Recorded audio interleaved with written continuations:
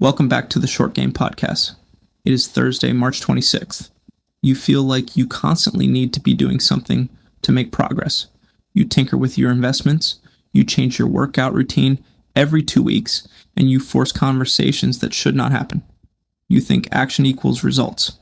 The reality is that forcing action usually just destroys value. Today we are reading the ultimate Tycoon playbook for extreme patience, Poor Charlie's Almanack by Charlie Munger. We are going to talk about why the smartest guys in the room spend most of their time sitting on their hands. At NexYear, I do not take every single client that walks through the door. If a CEO wants a rushed, cheap deployment that breaks my logistics model, I walk away. The ultimate Tycoon superpower is the ability to say no to a bad pitch. Let's get into it. What's your name? My name is Tom Shelby. My name is Maximus Decimus Meridius. King Ragnar. That is my name. Yo soy Pablo Emilio Escobar Gaviria. I'm Batman. This is Jon Snow. He's king in the north. My name is Asax Schrader. The name's Bond. James Bond. Antonio Montana. My name is Patrick Bateman. My name is Walter Hartwell White. My name is Gustavo, but you can call me Gus. Welcome to episode 34 of the podcast, dropping right in the middle of our special theme week, which we are calling the Tycoon's Ledger. This week is completely dedicated to exploring capital, the true nature of risk, and the unfiltered reality of what it actually takes to win. I am your host, Drew, the founder of NexYear, and today I am speaking to absolutely everyone who is trying to level up.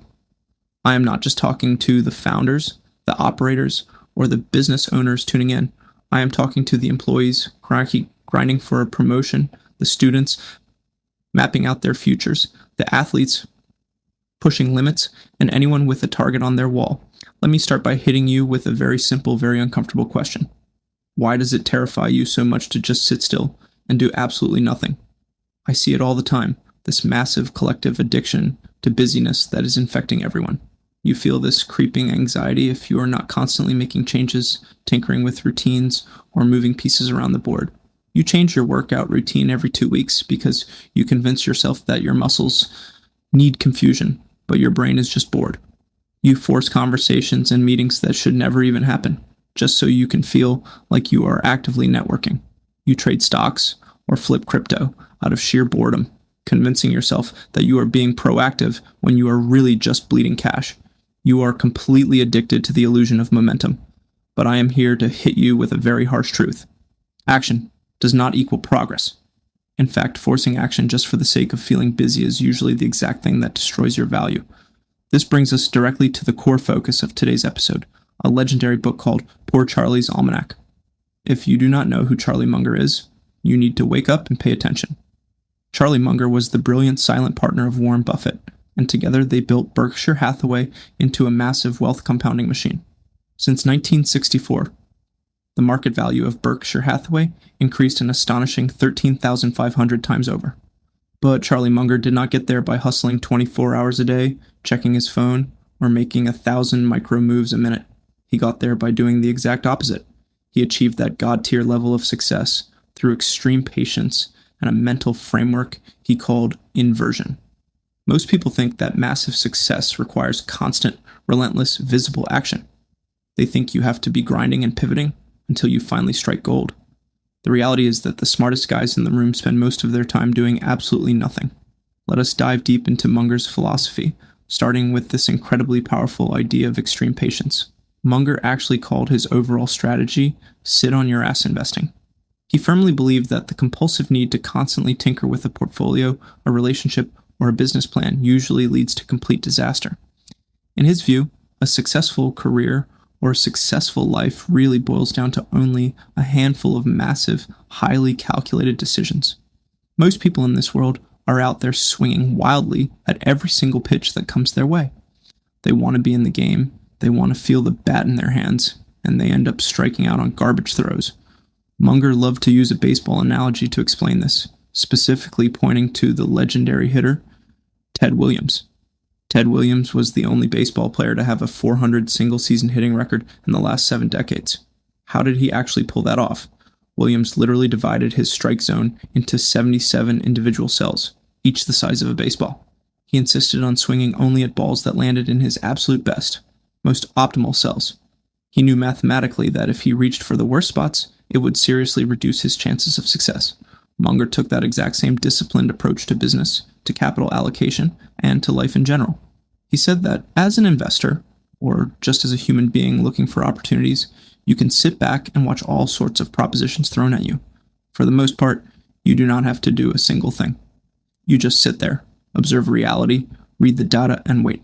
Then once in a great while, you find a fat pitch that is slow, straight, and right in the middle of your sweet spot. And when that fat pitch finally happens, you swing as hard as you possibly can.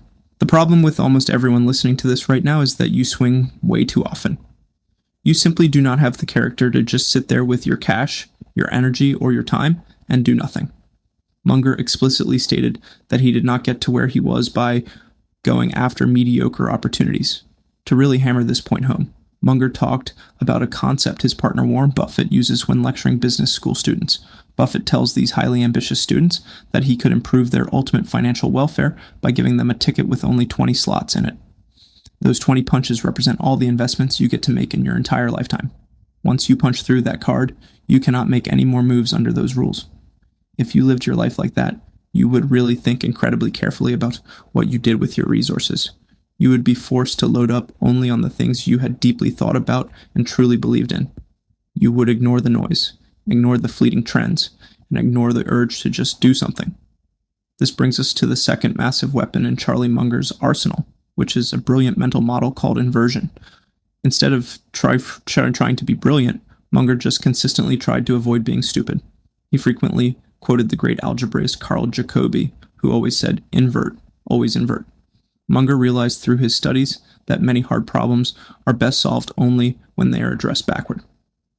Instead of asking the standard question, "How do I succeed?"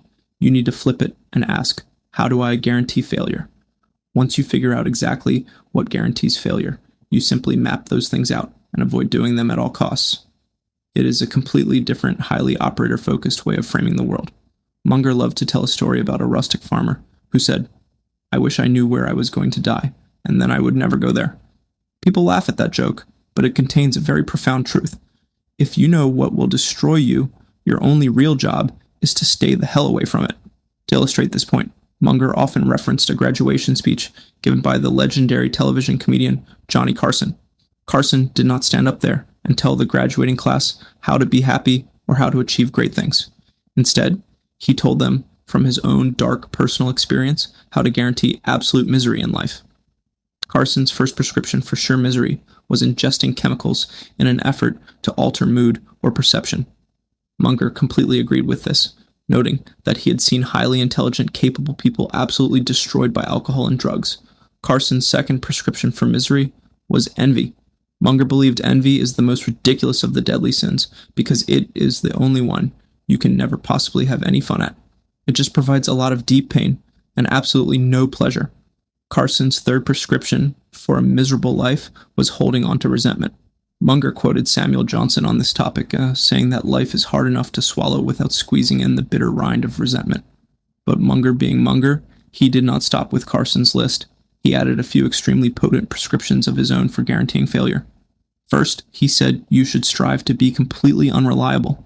If you do not faithfully do what you have engaged to do, you will successfully counterbalance all of your greatest virtues. If you want to be distrusted and excluded from the best human company, just be fiercely unreliable. Second, Munger said you should learn everything you possibly can from your own painful experiences and minimize what you learn vicariously from others. In other words, insist on making every single destructive mistake yourself instead of reading history and learning from the eminent dead.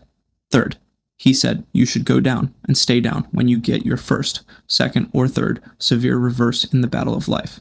If you just quit the moment adversity hits, you are guaranteed to be permanently mired in misery. This is the true power of inversion. If you want to win, you do not need a magical 10-step morning routine. You just need to look at that list of destructive behaviors and completely eliminate them from your operating system. Do not do drugs. Do not be envious. Do not hold resentments. Be highly reliable. Learn from the mistakes of others. And never quit when you get knocked down. It is truly remarkable how much long-term advantage people like Munger and Buffett have gotten simply by trying to be consistently not stupid, rather than trying to be highly intelligent. Now, we need to bridge the gap. We need to connect these dots to reality, specifically my reality as an operator running NexYear, and your reality, whatever it is you are trying to build. Because it is very easy to read a book by a billionaire, nod your head, and think you understand it. It is much harder to actually practice extreme patience and inversion when the pressure is on and the clock is ticking. At NexYear, I live this philosophy every single day of my life. I do not say yes to every client that walks through the door. If a CEO comes to me and wants a rushed, low-budget gifting deployment, I know exactly what is going to happen. It is going to break the NexYear logistics model. It is going to stress out my team, compromise our elite quality, and permanently dilute our brand. It is the exact equivalent of swinging at a terrible pitch just because I'm standing at the plate and holding a bat. My instinct. The exact same instinct every young, hungry founder has is to take the revenue. You want to keep the machine busy. But Charlie Munger taught me that forcing action destroys long-term value. If I force a bad deal just to keep my company busy, I am introducing chaos into a system that relies entirely on precision. So I walk away. I sit on my hands, I ignore the short-term dopamine hit of closing a deal, and I wait for the right client, the right timeline, and the right margin. The ultimate leverage in business and in life is the absolute ability to say no. When you can confidently walk away from a bad pitch, you protect your capital. And I am not just talking about financial capital in your bank account. I am talking about your mental capital, your bandwidth, your energy, and your reputation. If you let your calendar get filled up with garbage obligations, you will have absolutely no room left when the fat pitch finally comes across the plate. This concept applies universally, whether you are an employee, a student, an athlete, or just someone trying to level up.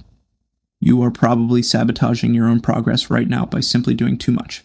You think that if you are sweating and exhausted, you must be climbing, but sometimes you are just running on a treadmill inside a burning building. This brings us to the universal Tycoon standard. You need to stop trying to be a genius. The smartest operators simply figure out what will destroy their life, their career, or their bank account, and they aggressively avoid doing it. If you want to build lasting wealth, you do not need to find a hidden crypto gem. You just invert the problem. What makes a person broke? Spending more than they earn and accumulating high-interest debt. Avoid doing those things, and you will inevitably rise. So, here is the blunt directive for you to take away from this episode. Look at the places where you are spinning your wheels and forcing action, just because you are terrified of the silence. I want you to stop trying to be brilliant.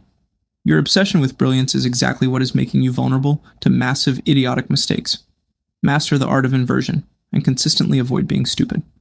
If you can do that, and have the extreme patience to wait for the real opportunities, you will win. Protect your capital, protect your mind, and learn how to do absolutely nothing. Look at the problem you are currently obsessing over. Instead of trying to figure out how to be brilliant, just figure out how to avoid doing something stupid. That is called inversion. Stop forcing action just because you are bored or anxious. Sit on your hands, protect your capital, and wait for the perfect pitch. Tomorrow, we are closing out the Tycoon's ledger. We are reading Principles by Ray Dalio. We are going to break down radical transparency, building a machine that runs on absolute truth, and why your ego is your biggest liability.